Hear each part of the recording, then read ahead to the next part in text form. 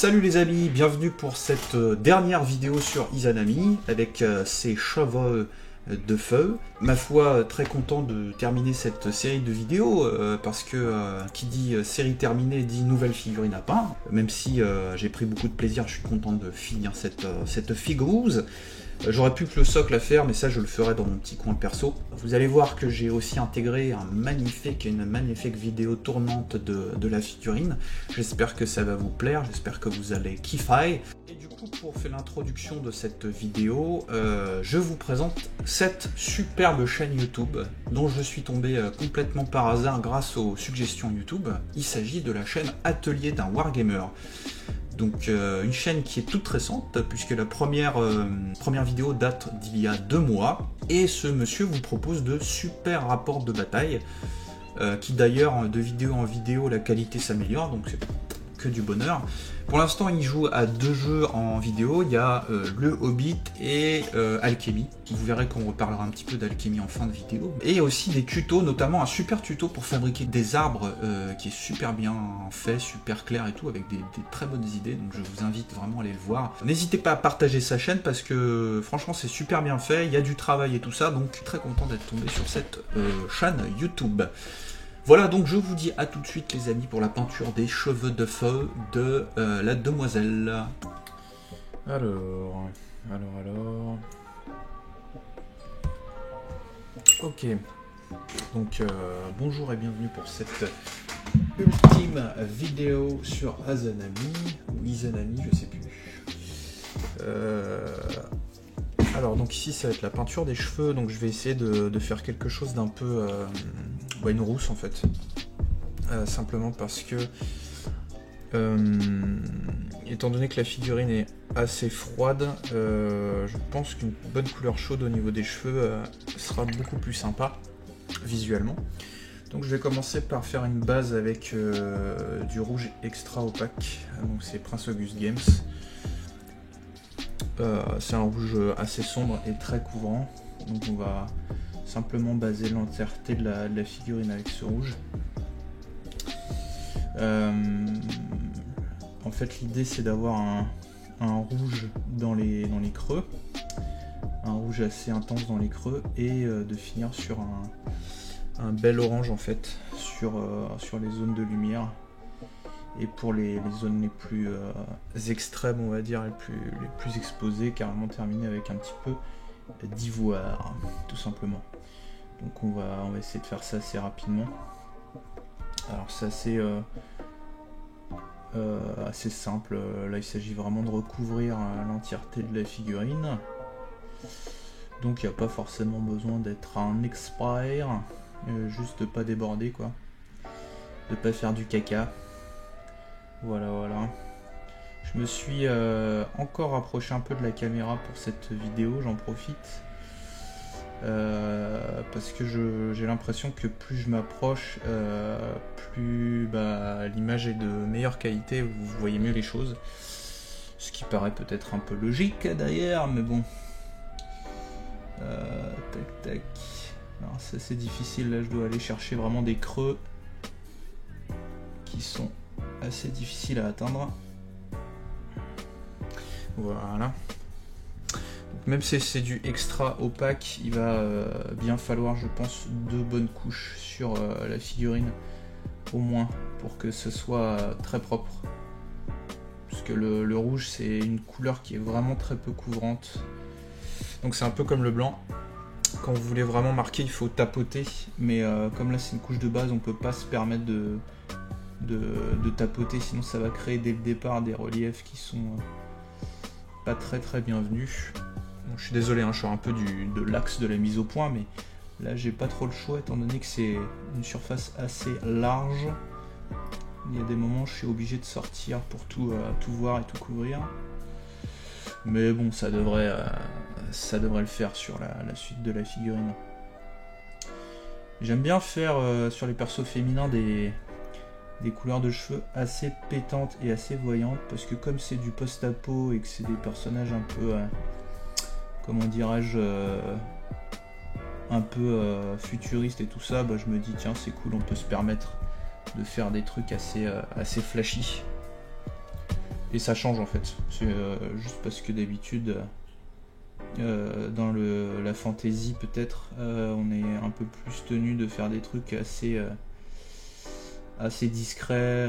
Genre par exemple des elfes sylvains, bah, souvent les nanas elles ont des cheveux, je sais pas, blond, brun, tout ça. Là on peut vraiment pousser, en post-apo on peut vraiment se faire plaisir. On peut même faire des cheveux violets, des punks, des cheveux verts, enfin ce que vous voulez quoi. Et ça c'est plutôt agréable.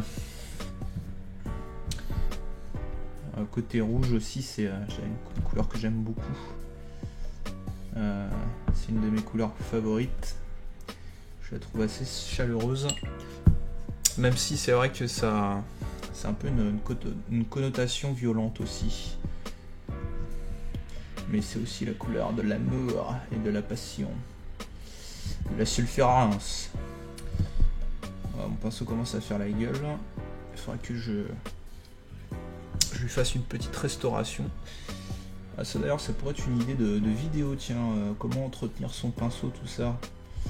Si ça vous intéresse, dites-le moi, on pourra faire une petite vidéo là-dessus. Mais bon, pour cette coupe de cheveux, même si le pinceau est pas dans un bon état, ça devrait quand même le faire. Vous voyez, je continue à couvrir encore et encore les cheveux. Faut vraiment là pour le coup que l'entièreté de la figurine soit couverte avec ce rouge, parce que c'est notre couleur, on va dire,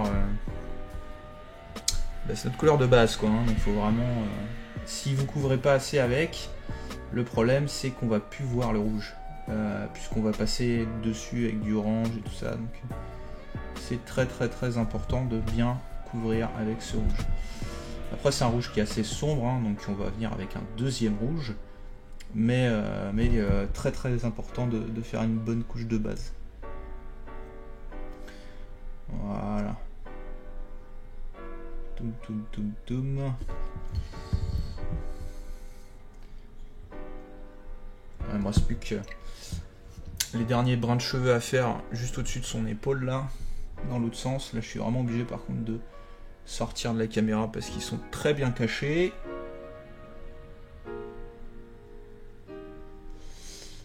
D'ailleurs j'ai eu l'occasion de déjà utiliser, enfin cette figue a déjà été baptisée dans une partie, puisque c'est Philémon qui s'en est servi à l'Open du Sud, même si elle n'était pas terminée. Il me l'a emprunté il l'a emprunté à l'association, pardon. Puisque je rappelle que ces figurines sont peintes et appartiennent à l'association des dingues de jeu, elles ne m'appartiennent pas. Donc si vous êtes membre des dingues de jeu et que vous voulez vous en servir, il n'y a pas de problème. C'est avec plaisir. Bon là je vais quand même essayer de la terminer avant de la reprêter, puisque ce serait dommage qu'elle sorte. Donc là je viens avec un deuxième rouge, donc c'est le Evilson Scarlet. J'aime beaucoup ce nom d'ailleurs. J'aime bien ce prénom Scarlet, je trouve ça cool.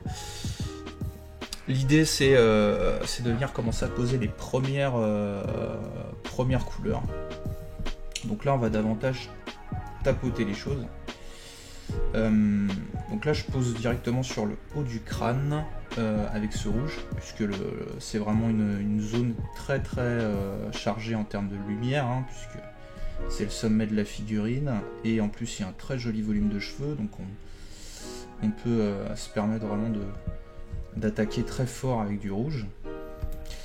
Et ensuite, en fait, plus on va descendre vers le bas de la figurine, moins on va pousser au rouge. On va faire ça petit à petit.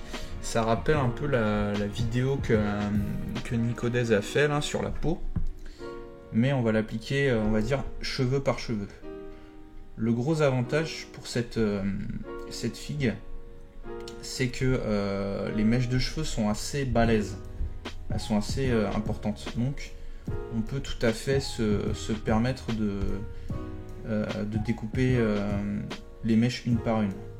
Après, si vous êtes sur des cheveux vraiment très réalistes, là ça devient un peu la merde, parce que en fait il n'y a pas vraiment de technique. Les cheveux c'est une des zones, je trouve, les plus difficiles à travailler, parce que là vous n'avez pas de technique rapide. Si vous voulez obtenir un résultat vraiment vraiment sympa, parce qu'après on peut obtenir des résultats rapides, mais ce sera pas forcément très très joli. Donc c'est pour ça qu'en général, les cheveux sur une figue, j'aime pas trop. D'autant plus que sur une figurine féminine, les cheveux c'est hyper important. Parce que chez une femme en général, les cheveux c'est quelque chose qu'on remarque beaucoup. Peut-être plus que chez les hommes. Vous me direz s'il y a des femmes qui participent à la vidéo. Du coup, c'est vrai que c'est une zone un peu comme le visage, il faut quand même essayer d'y passer du temps. Et déjà que, en général, les cheveux, rien que les peindre, on va dire, efficacement, c'est long. Quand vous êtes... quand vous voulez en plus obtenir quelque chose de cool, c'est encore plus long et on peut vraiment passer beaucoup de temps sur les cheveux d'une figurine. D'ailleurs, il y a un petit tips que je peux vous donner pour les blondes. Il y a une erreur très fréquente qui est faite quand vous démarrez la peinture. Quand vous peignez des cheveux blonds, n'utilisez pas de peinture jaune.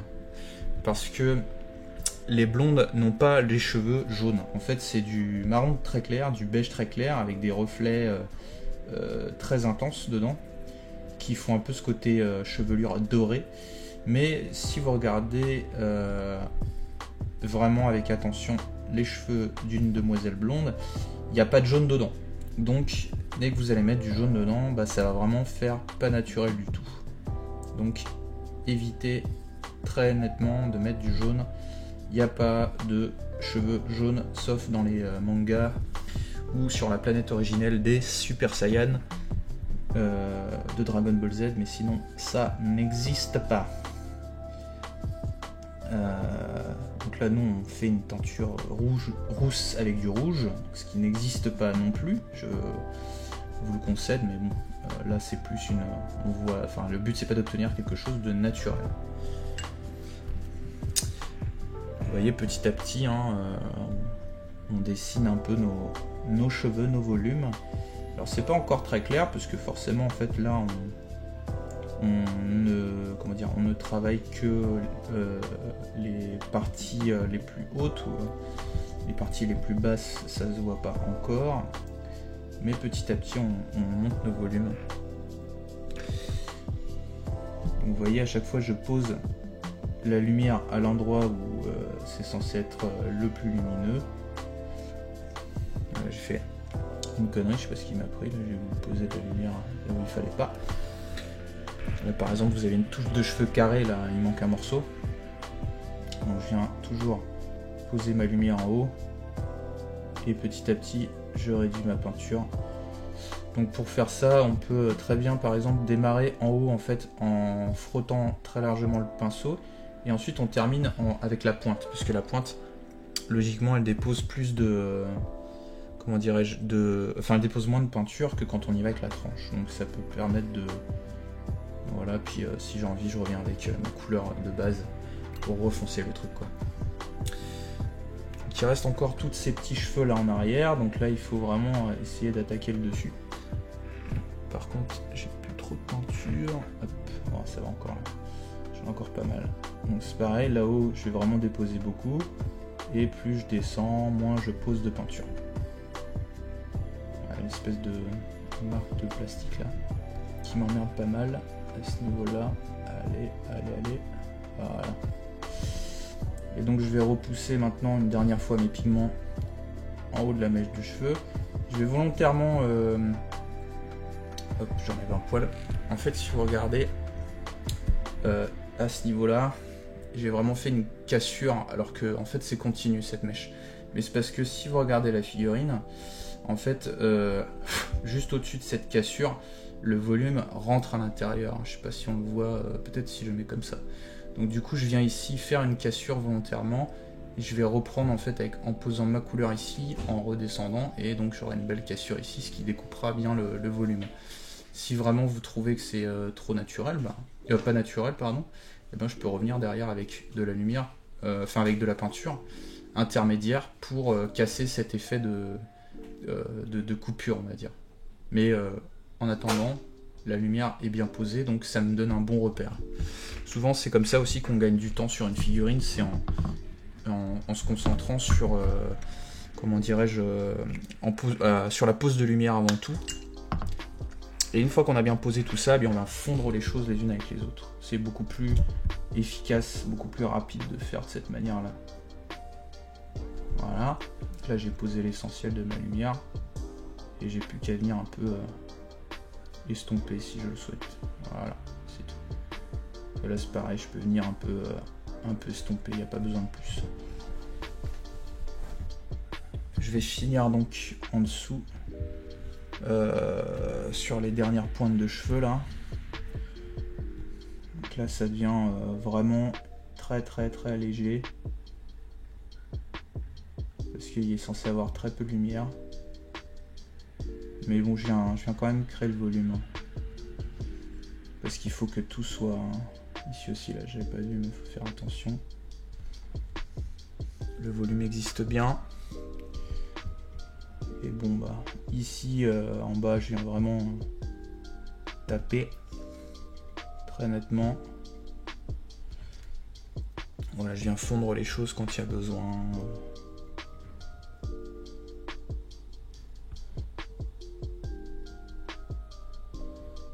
Voilà. Ici c'est pareil, là dans cette espèce de coin. Voilà, je viens juste poser quand il s'agit de coins très petits comme ça. Il n'y a pas besoin de se casser la tête des fois à faire des dégradés de folie. Des fois juste poser la couleur ça suffit. Alors, je suis désolé, je suis obligé à nouveau de sortir du cadre, mais c'est pas toujours accessible, on peut pas toujours tout montrer. Ou alors il faudrait quelqu'un avec un assistant caméraman, mais j'ai pas les moyens. Donc on fait comme on peut. Je vais encore reprendre sur le dessus les lumières, sur le dessus du volume de cheveux. Je viens aussi vraiment alimenter les plus hautes parties là, parce que celles-ci c'est très loin d'être la couleur finale, donc on peut se permettre d'attaquer même dans les creux, etc. avec cette fameuse couleur rouge. Ouais, ce qui est difficile en fait avec ce rouge, c'est de vraiment trouver la bonne consistance pour bien marquer rapidement, mais pas non plus venir détruire le volume en faisant des pâtés quoi. C'est pas toujours évident. C'est pas toujours évident, je vous l'accorde, chers amis. Voilà, on est à combien de temps là? Donc, je suis à peu près à 16 minutes, donc je suis à la moitié. C'est pas très inquiétant, vous avez l'impression qu'on n'a pas fait grand chose, mais en fait on a fait l'essentiel du travail, puisqu'après, plus on va aller dans la lumière haute, plus on va réduire en fait notre zone de travail. Donc on aura moins de boulot quoi. Maintenant, une fois que ça c'est fait, je vais venir avec du Troll Slayer Orange et avec à l'intérieur déjà de l'ivoire os de Prince Auguste, le fameux classique. Alors je mélange les deux ensemble parce que si vous allez juste attaquer avec l'ivoire là sur le rouge, bah justement lapsus révélateur, ça va faire du rose. Parce que le rouge mélangé au blanc, oula, catastrophe. Le pot le pot de la misère. J'ai secoué il y a pas longtemps et pourtant il refait du... Ouais, bon, c'est pas grave, on va se contenter de ça pour l'instant. J'ai pas envie d'en reprojeter sur les murs. Ouais, quoique là j'ai que du médium. C'est la merde totale. Alors quand c'est comme ça, c'est juste que votre pot soit est mal mélangé, soit qu'il est légèrement bouché. L'un ou l'autre. Bon là j'ai pas le temps de regarder puisque je suis en vidéo, mais... Donc je vais mélanger simplement à peu près 50% de orange, 50% de blanc. Peut-être même un petit peu moins. Pour obtenir une première espèce de couleur crème, comme ceci. Et avec cette couleur crème, donc je vais commencer à venir... moi je peux même... allez, je vais faire un peu de vis, je vais attaquer encore avec... allez, on va dire un tiers de blanc et le reste en orange. Ça va être à peu près ça. Donc je vais venir là vraiment attaquer par contre uniquement les pointes de ma zone de cheveux. Et je vais devoir faire ça pour chaque brin de cheveux. Alors vous allez me dire, ah mon dieu, mais c'est interminable. Vous avez raison, c'est un peu long. Je vous l'accorde, mais il n'y a pas le choix. Encore une fois, pour les cheveux, si on veut obtenir de jolis cheveux, il faut impérativement essayer de les découper les uns par rapport aux autres. C'est quasiment inévitable. Il y aura peut-être, il y a quand même des petites techniques de l'arnaque avec coup de lavis et glacis, mais le problème des lavis et des glacis, c'est que vous n'allez pas obtenir quelque chose de propre, quoi. Ça va être vraiment assez aléatoire, et nous, notre but, c'est vraiment d'obtenir quelque chose d'assez précis en réalité, donc on n'a pas trop le choix.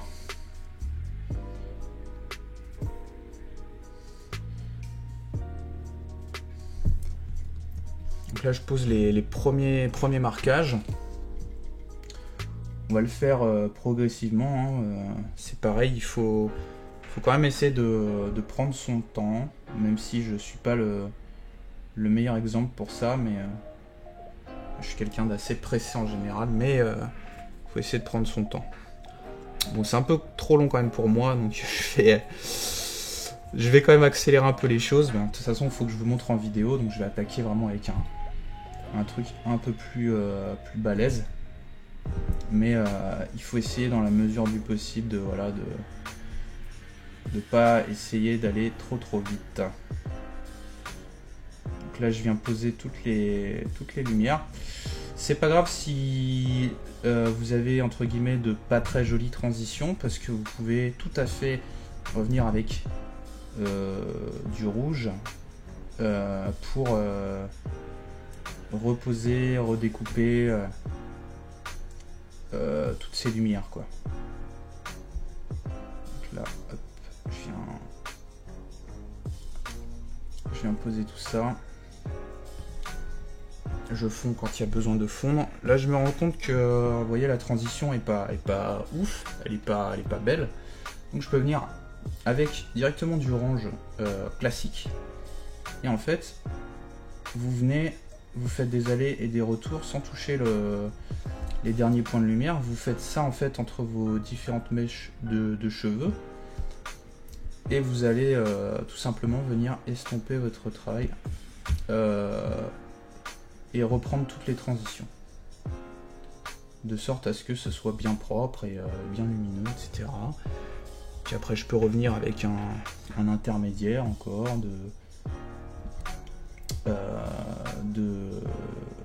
d'orange et d'ivoire. Alors c'est vrai que c'est chaud là, vraiment de vous montrer. D'autant plus, il faut que j'aille très vite parce qu'il fait vraiment très chaud. Donc du coup, si je ralentis, la peinture sèche très vite et ça devient assez compliqué de vous faire, on va dire, des beaux trucs, quoi. Vous voyez, je reviens avec du blanc, je reviens avec du rouge, je reviens avec de la crème là, et je viens dégrader mon truc là jusqu'à ce que ça soit à peu près propre. Vous voyez, là je fais des petits marquages, je fais des petites pauses de lumière, et après derrière avec un pinceau juste humecté, je viens fondre un peu ça. Et quand c'est pas suffisant, je reviens encore avec une nouvelle couleur intermédiaire assez diluée. Je vais juste faire un passage, ça marque pas trop, mais ça vient fondre tranquillement. Et voilà, petit à petit on vient créer notre dégradé, quoi.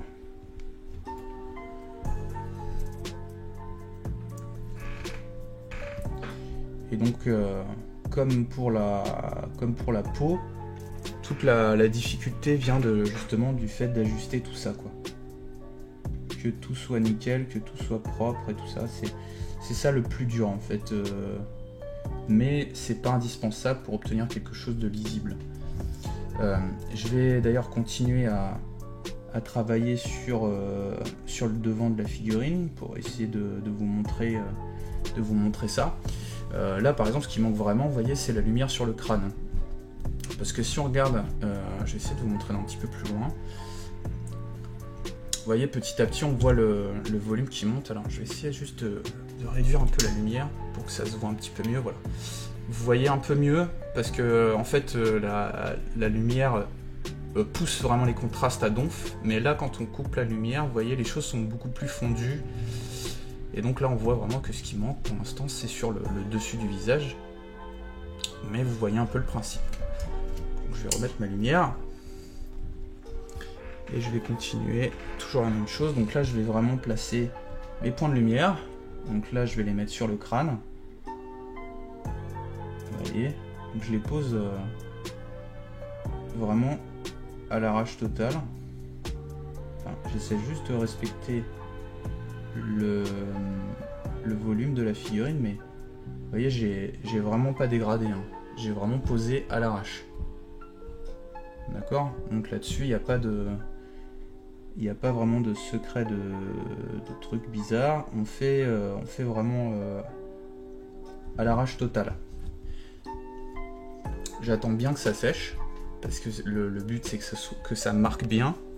Et là je vais venir avec donc un intermédiaire avec du orange. Et je vais venir commencer. Alors est-ce que vous voyez? Là vous voyez mieux. Je vais venir, vous voyez, estomper tous les bords. Donc c'est une peinture qui est relativement diluée, de sorte à ce qu'elle ne marque pas à fond, mais qu'au contraire elle vienne fondre en fait les deux couleurs, les unes avec les autres. Voilà, je vois vraiment qu'il y a un point là qui me dérange, donc je vais l'effacer. Et voilà, déjà on a légèrement fondu notre zone de cheveux, quoi.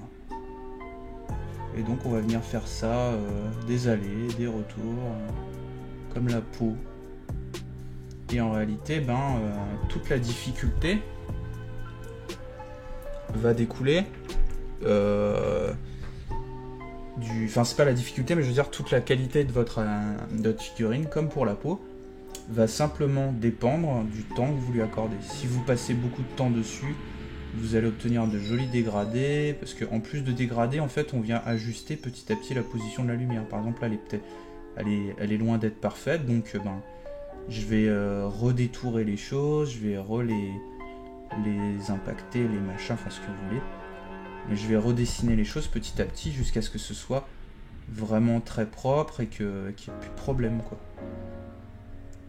Je vais aussi aller dépasser sur des volumes que j'ai pas assez marqués, tout ça, mais voilà. Et on a combien là? On est à 26 minutes, ouais, il me reste 5 minutes, donc j'aurai pas le temps de vous montrer le résultat en live, mais bon, ça m'étonne pas si c'est des cheveux. Encore une fois, les cheveux c'est vraiment très très long, quoi.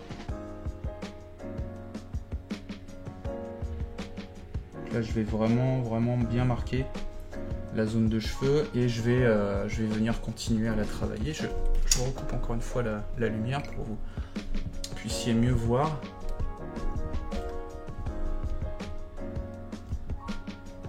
Vous voyez, petit à petit on voit le volume qui se crée, quoi. Donc je vais continuer ça jusqu'à ce que... Oula, désolé. Jusqu'à ce que ce soit vraiment nickel, jusqu'à ce qu'il n'y ait plus de problème. Donc je vais surtout me concentrer sur le haut du crâne parce que c'est lui qui a le plus d'attention. Ce qui est assez difficile, c'est de garder la bonne proportion de rouge. Parce que ici, on est tenté de vite tout éclairer, etc. Mais il ne faut pas oublier que la couleur majoritaire, c'est le rouge. Donc il faut vraiment essayer de garder ça en tête. Donc quand vous voyez que vous êtes trop dans l'orange, etc., c'est pas grave, vous venez avec un joli glacis de rouge pour retravailler tout ça. Donc là je viens même écraser mes points de lumière avec ma couleur intermédiaire parce que mes volumes ne sont pas bien délimités, donc là-dessus c'est pas grave, hein. Je viens avec ma petite truc. Là je vais venir sur les côtés reprendre ce rouge, donc je vais insister un peu plus. Vous voyez, donc je pose mon glacis vraiment en descendant vers le bas, et j'insiste aussi. En fait, je vais venir avec la peinture liquide et je vais essuyer derrière avec le pinceau, histoire que le rouge marque davantage les creux que le dessus. Donc là, vraiment, tout le truc, c'est de faire ces allers et retours. Le voyage inattendu, le fameux. Venir avec ce orange, je vais revenir avec du orange sur le dessus là, des cheveux, parce que je trouve que ça fait un peu trop rosé à mon goût, donc je vais venir frotter le dessus des cheveux, avec encore une fois une peinture qui est très diluée. L'idée n'est pas là de marquer, hein. J'ai posé l'essentiel de mes lumières, donc j'ai pas besoin de venir marquer. Et en fait, on a l'impression que ça devient vraiment du orange pur, mais comme on a en dessous cette couleur très... Enfin, ce blanc, en fait, ça garde ce côté lumineux et ça vient quand même créer les couleurs. Vous voyez, je vais recouper encore une fois la lumière. Vous voyez, on a quand même ces lumières qui se dessinent, encore une fois, on le voit surtout derrière, puisque c'est la zone où j'ai le plus travaillé. Et on voit des volumes qui se créent. Et je vais continuer encore et encore comme ça, quoi. Voilà, donc on est déjà à 30 minutes. Je vais évidemment continuer dans mon coin. Je vais vous mettre une jolie photo comme d'habitude sur la droite. Je vous montrerai sûrement une photo arrière et une photo avant, histoire que vous puissiez bien voir les choses. Pour cette figurine là, je vais m'arrêter ici, je ne vais pas traiter le socle parce que le but c'était surtout de vous montrer différentes techniques pour la figurine. Et donc on se retrouve tout de suite pour une espèce de bilan sur cette figouze. Je vous dis à tout de suite. Alors les amis, on a enfin terminé la peinture de Izanami et donc est venue l'heure du bilan pour cette première série. Pendant que je suis en train de jouer avec mon magnifique plateau tournant, qui est vraiment super classe, c'est incroyable. Donc un bilan, ma foi, très positif pour moi, hein, puisque j'ai pris beaucoup de plaisir à vous faire cette série de vidéos. On a eu quand même quelques retours assez positifs sur la peinture. Apparemment ça a motivé aussi des gens à faire des vidéos, donc ça c'est quand même magnifique, parce que le but c'est aussi de donner envie, de partager tout ça, donc que du bonheur. Et puis à la fin de ce partenariat, de cette vidéo, a conduit à un partenariat avec Alchemy qu'on va vous faire sur les dingues de jeu. Donc qu'est-ce que c'est que ce partenariat? Et c'est très simple, le but c'est de promouvoir le jeu Alchemy. Alors pourquoi on a choisi de faire ça? C'est simple, c'est parce que c'est une petite boîte française qui est composée de 5 ou 6 membres, une petite équipe, et ce sont des personnes qui ne font pas ça sur... c'est pas leur activité principale, parce que pour l'instant c'est pas assez gros pour qu'ils puissent en vivre, mais malgré ça, ils continuent à bosser sur le jeu, ils continuent à promouvoir, à faire des tournois, organiser des tournois, à produire des figurines et tout ça. Donc forcément ça donne envie de leur filer un coup de main, et donc on les a contactés. Et en réponse, c'est vachement sympa parce qu'ils nous ont envoyé une boîte de démarrage.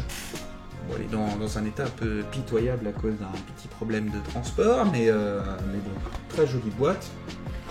C'est une boîte de démarrage avec 2 factions et tout ce qu'il faut pour jouer, donc c'est trop bien parce que en gros on a juste à peindre tout ça et on pourra vous faire une démo là-dessus, ce qui est super cool.